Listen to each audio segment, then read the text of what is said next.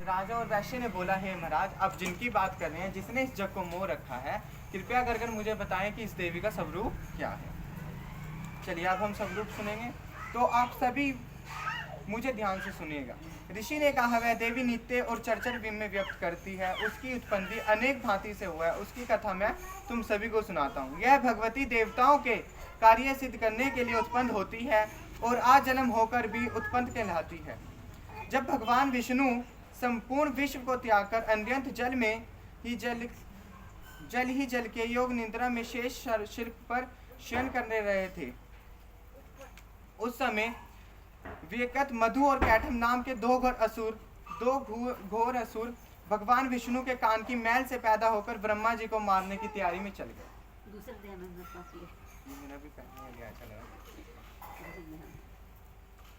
तब ब्रह्मा जी को मारने चले गए।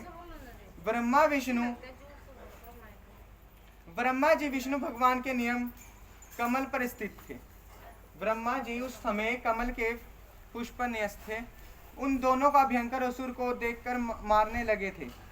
असुरों को मारने को देखकर भगवान विष्णु को सोता हुआ देखकर ब्रह्मा जी योग निद्रा की प्रशंसा एक मार्ग से स्तुति करने लगे, जिससे कि भगवान विष्णु के नेत्र से भगवती योग माया अपने प्रभाव हटा लिया और भगवान जाग पड़े। वह योग माया वैश्व जगत माता स्थिति एवं संसार करने वाली भगवान विष्णु की अतुलित तेज वाली निद्रा स्वरूपिणी अनपूर्ण शक्ति है। ब्रह्मा जी बोले, हे महामाया, तुम स्वर हो, देवताओं को पालने वाली हो, तुम देवताओं को पालने वाली हो, तुम स्वाद हो, तुम ही वस्त्राकारी स्वर हो, इंद्र को ज्ञान का हिस्सा पहुंचाने वाली हो, अमृत भी तुम ही हो, अक्षर भी तुम ही हो, तुम ही स्वर हो, तुम ही व्यंजन हो, तुम ही मात्रा हो, आदि सभी कुछ आप ही हो। माँ भगवती पालन और संहार करने वाली आप ही हो, विश्व को उत्पन्न करने वाली भी आप हो। आप ही महाविद्या, महालक्ष्मी, महाकाली हो, आप ही महागौरी हो, महासुरी हो।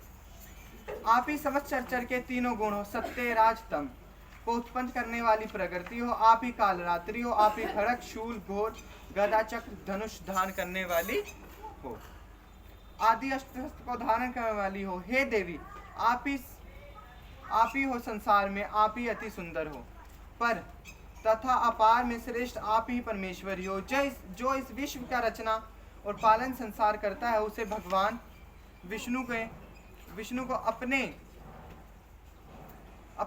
निंद्रा के वश में कर दिया है।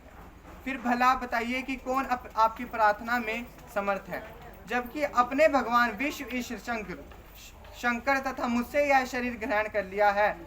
आप तो अपने प्रभाव से स्वयं प्रकाशित हो। मधु और कैठव नाम के इन दो महादुष्टों को आप मोह लीजिए और विश्व विपात भगवान विष्णु को जगाइए, इन दोनों को महासुरों का संहार करिए। जब भगवान विष्णु योग निद्रा में सो रहे थे, उस समय की कथा है ये।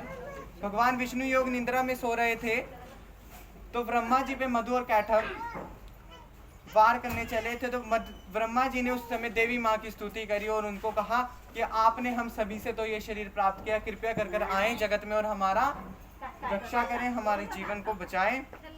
इसी प्रकार ऋषि बोले, इस प्रकार जब ब्रह्मा जी ने मधु और कैठव असुरों को संहार के लिए भगवान विष्णु को जगाने के लिए तमसी देवी की प्रार्थना की, तो उसी समय भगवान विष्णु के नयन मुख नाक भुजा हृदय और भगवान विष्णु के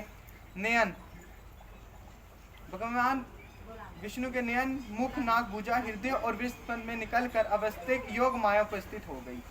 और योग निंद्रा के भगवान मधु और कैठव असुरों को देखकर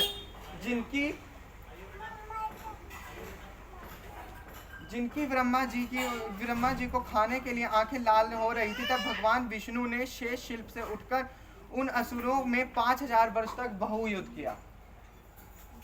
विष्णु भगवान उठे और इस वर्ष 5000 वर्ष तक उनसे युद्ध करते रहे, लेकिन मधु और कैठव राजा का वध नहीं हुआ। भगवान ने कहा, यदि तुम मुझ पर प्रसन्न हो, मेरे हाथी तुम्हारी मृत्यु हो, मेरी हाथी ही तुम्हारी मृत्यु हो, मैं तो केवल इतना ही चाहता हूँ। ऋषि ने कहा, इस भांति जब भगवान ने उससे यह वरदान ले लिया, तो भगवान ने कहने लगे कि हे, हमें समस्त और जल ही जल दिखाई देता है, इसीलिए भगवान हमारा वध उसी स्थान पर कीजिए जिस जगह पर पानी ना हो। मेधा ने कहा, तब भगवान विष्णु ने शंख चक्र गदा धारण किया और तथास्तु कहकर उन दोनों के सिर अपने जांघों पर रखकर चक्र से काट दिया। और इस प्रकार महामाया देवी श्री ब्रह्मा जी की प्रार्थना करने पर स्वयं उपस्थित हुई और राजन ने उपस्थित हुई। हे राजन, मैं अब इस प्रभाव का बताता हूँ, आप ध्यान से सुनिए। प्राचीन काल में देवी देवताओं तथा दैत्यों में पूरे 100 वर्ष तक युद्ध होता रहा। उस समय दैत्यों का स्वामी महिषासुर था एवं देवताओं का स्वामी इंद्र था। उस संग्राम में देवताओं की सेना महाबली दैत्यों से हार गई थी। तब सभी देवताओं को जीतकर महिषासुर इंद्र बन बैठा था। तब हार कर सभी देवता ब्रह्मा जी के आग्रह बनकर वहां गए जहां विष्णु तथा शंकर जी विराजे रहते थे। वहां पर देवताओं ने महिषासुर के सभी उत्पन्न एवं अपने प्रभाव आदि का पूरा वर्तमान कहा सुनाया। उन्होंने कहा कि महिषासुर ने तो सूर्य, अग्नि, पवन, चंद्रमा, यम तथा वरुण ये इत्यादि अन्य सभी देवताओं के अधिकार छीन लिए हैं। सोमी सबका अधिकाष्ट बन बैठा है। उसने सभी देवताओं को स्वर्ग से निकाल दिया। महिषासुर महामुंदी एवं देवता पृथ्वी पर मारे मृत्यु के विचार भांति रहे। उसका वध करने के लिए कोई भी उपाय नहीं मिला। इस प्रकार मधुसूदन तथा महादेव जी ने देवताओं का वचन सुना तो क्रोध से उनकी भय तथा गई। भगवान विष्णु के मुख से एक महान तेज प्रकट हुआ। इसी प्रकार ब्रह्मा तथा शंकर मुख से भी तेज प्रकट हुआ। दूसरे इंद्र आदि सभी देवताओं से भी मुख तेज प्रकट हुआ। आप सभी तेजों से मिलकर एक हो गया। वह तेज इतना उग्र जैसे जलता हुआ पहाड़ हो। देवताओं ने देखा कि उस उज्ज्वल सभी दिशाओं में फैल रहा है। जब वह एक हुआ तो नारी के रूप में आ गया। महादेव जी के तेज से उसका मुख प्रकट हुआ। यम के तेज से यहाँ पर माँ भगवती की उपस्थिति हुई है।